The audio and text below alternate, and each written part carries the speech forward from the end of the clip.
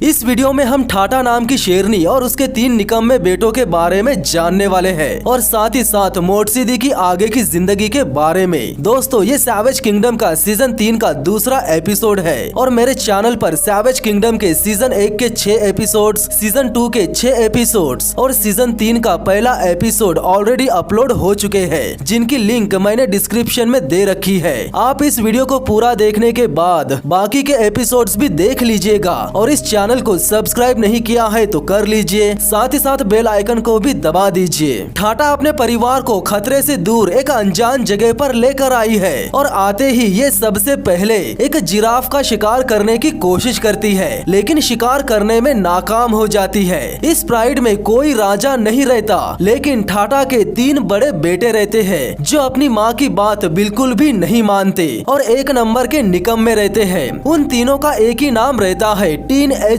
सूखे का मौसम रहता है तो इन तीनों को शिकार करने में अपनी माँ की मदद करनी चाहिए, लेकिन वे मदद नहीं करते बल्कि बेवजह अपने दुश्मनों से लड़ाई मोल ले लेते हैं, यानी वे हाइना से जानबूझकर लड़ते रहते हैं। टीन एजर्स को हमेशा ऐसा लगता है कि वे सब कुछ जानते हैं, लेकिन उन्हें बहुत कुछ सीखने की जरूरत है। उनकी बचकानी हरकतों से ठाटा अक्सर तंग आ जाती है। ठाटा जानती है कि आगे सूखा और भी ज्यादा विकराल रूप ले लेगा तो उसे जल्द से जल्द शिकार करना होगा, नहीं तो उसके बच्चे भूखे भी मर सकते हैं। किंगडम में भले ही काफी सारे जानवर चुनौतियों का सामना कर रहे होंगे, लेकिन फिलहाल के लिए मोटसीदी की किस्मत तो बहुत ही अच्छी है, क्योंकि उसने एक बहुत बड़े शिकार को मार गिराया है जिसे वो काफी दिनों से खा रही है, लेकिन उसमें अभी इतनी ताकत नहीं है कि वो इतने बड़े शिकार को पेड़ पर चढ़ा सके। इसीलिए वो शिकार को खाते रहती है और पास ही के पेड़ पर जाकर सो भी जाती है ताकि वो अपने खाने की भी निगरानी कर सके।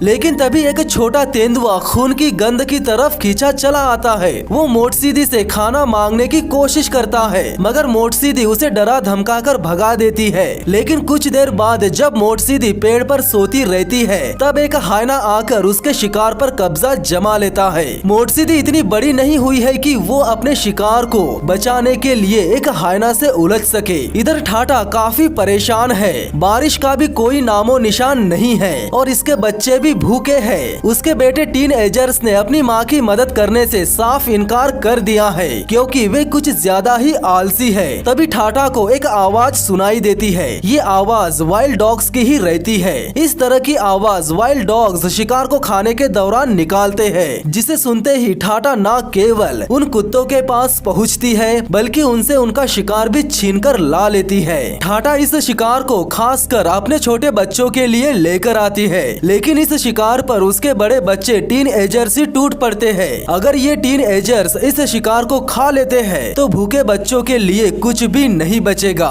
ठाटा कुछ देर तक अपने बड़े बच्चों को इस शिकार को खींचातानी करते हुए देखती है, जिसके बाद उसे गुस्सा आ जाता है और वो टीन एजर्स पर ही हमला करके उन्हें अच्छे से सबक सिखा देती है, जिसके बाद इन छोटे बच्चों को आराम से खाने को मिल जाता है। मोटसीदी ने जो शिकार किया था उसे तो हाइना ने चुरा लिया। उसके बाद जब वो शिकार करने निकलती है, तब उसे उसके माँ के कातिल यानी बबून्स के अलावा कुछ नहीं दिखता। मोटसीदी इतनी भी बड़ी और ताकतवर नहीं हुई है कि वो एक बबून को मार सके, लेकिन वो आने वाले कुछ दिनों बाद किसी न किसी बबून को तो खत्म जरूर करेगी। फिलहाल के लिए बबून ही मोटसीदी को डरा धमका कर भगा देते हैं। उसके बाद मोटसीदी फिर से एक मोंगूस का शिकार करने की कोशिश करती है, लेकिन कामयाब नहीं हो पाती। इधर बूढ़ी माहौलो अपनी बागडोर सौंप देना चाहती है, लेकिन इसके पहले वामे को साबित करना होगा कि वो एक काबिल वारिस है। वामे और माहौलो के रहने के बावजूद भी इनके झुंड से हाइनास खाना चुराने की कोशिश करते हैं। हाइनास जानते हैं कि अब माहौलो में पहले जैसी ताकत नहीं बची है और माहौलो करती भी वैसा ही है, यानी जब हाइनास उनके शिकार को लेकर इधर उधर भागते रहते हैं, तब माहौलो कुछ भी नहीं करती। तभी उसकी बेटी वामे हालात को संभालती है और हाइनास ने जो खाना छीना था उस खाने को वामे फिर से छीन लेती है और साथ ही साथ उन हाइनास को भगा भी देती है।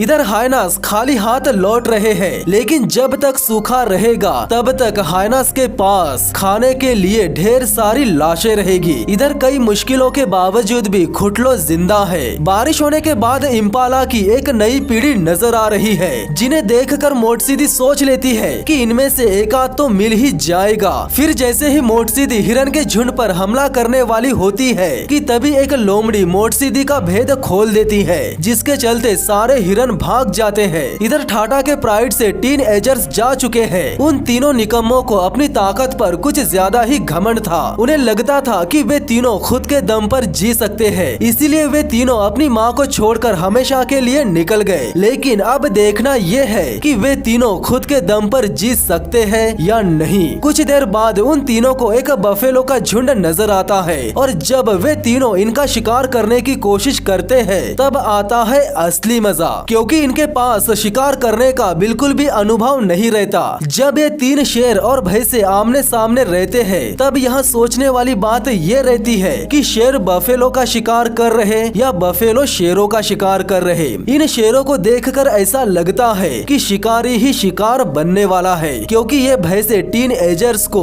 अपने चपेट में लेने की पूरी कोशिश करते हैं। लेकिन टीन एजर्स ज्यादा रिस्क ना लेते हुए इन भैंसों की पहुंच से दूर निकल जाना ही सही समझते हैं। इधर वामे को अपना हुनर दिखाने का और एक मौका मिलता है। यहाँ शिकार की कोई कमी नहीं है, लेकिन यहाँ शिकार करने में एक बहादुर लीडर ही कामयाब हो सकता है। यानी वामे इस बार शिकार करने में कामयाब हो जाती है। अब वामे अपनी माँ की जगह लेने के लिए तैयार हो चुकी है। अपनी माँ से अलग हो जाने के बाद टीन एजर्स में काफी तनाव बढ़ जाता है, क्योंकि ये तीनों अब तक एक भी शिकार नहीं कर पाए। तभी तीनों में से एक भाई स्कैवेंजिंग करता है, यानी वो एक बफेलो की लावारिश लाश के पास पहुंच जाता है। लेकिन उसे ये पता नहीं रहता कि उसी लाश के पास वाली झाड़ियों में कोई छुपा भी हो सकता है। ये भूखा टीन एजर का ध्यान सिर्फ खाने में ही रहता है कि तभी झाड़ियों में से एक दमदार नर शेर अचानक से बाहर निकल आता है और टीन एजर पर हमला कर देता है। लेकिन टीन एजर किसी न किसी तरह से भागने में कामयाब हो जाता है। अगर वो इस दमदार नर शेर के हाथ लग जाता तो पक्का जान से जाता।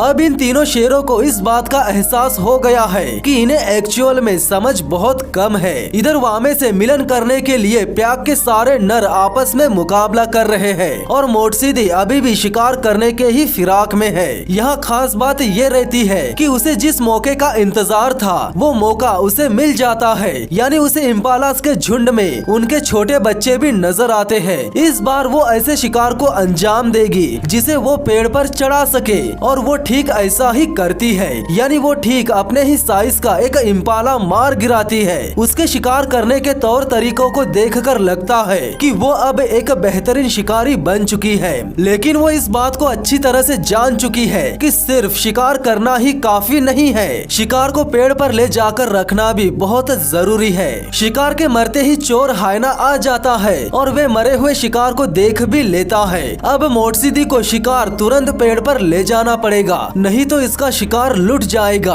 हायना तेजी से शिकार को लूटने के लिए मोटसीदी के करीब आते रहता है और उतनी ही तेजी से मोटसीदी अपने शिकार को पेड़ के पास ले जाती है। इससे पहले कि वो हायना मोटसीदी के पास पहुंच जाता, यहाँ मोटसीदी बाजी मार लेती है। यानी वो अपने शिकार को हायना के हाथ लगने से पहले ही पेड़ पर चढ़ा लेती है। पहली बार उसने न केवल एक बेहतरीन ढंग से शिकार किया, बल्कि उस शिकार को लेकर पेड़ पर भी चढ़ गई। इधर टीन एजर्स लौट आए हैं, भूखे और अपमानित। तीनों का घमंड चकनाचूर हो गया है और वे जान चुके हैं कि उन्हें और भी बहुत कुछ सीखना बाकी है। उनके वापस लौटने के बाद उनकी माँ ठाटा सब कुछ भुलाकर उन्हें माफ कर देती है। लेकिन अब इन निकम्मे भाइयों को अपने झुंड की भलाई के लिए काम करना पड़ेगा और इन्हें शिकार कैसे करना है ये भी सीखना होगा, और ये काम इन्हें इनकी माँ सिखाने के लिए तैयार हो जाती है। यानी वो सबके सामने एक वार्थॉग का शिकार करने वाली होती है। वो धीरे धीरे आगे बढ़कर वार्थॉग के काफी करीब पहुंच जाती है और वार्थॉग के झुंड पर हमला कर देती है। लेकिन अफरा तफरी में सारे वार्थॉग्स इधर उधर फैल जाते हैं, जिसके चलते शेरों के हाथ केवल वार्थॉग का एक बच्चा ही लग पाता है। तो दोस्तों इसी के साथ खत्म होता है सैवेज किंगडम के सीजन 3 का दूसरा एपिसोड। चैनल को सब्सक्राइब नहीं किया है तो कर लेना, साथ ही साथ बेल आइकन को भी दबा देना। तो मिलते हैं बहुत ही जल्द सैवेज किंगडम के तीसरे एपिसोड में, तब तक के लिए धन्यवाद।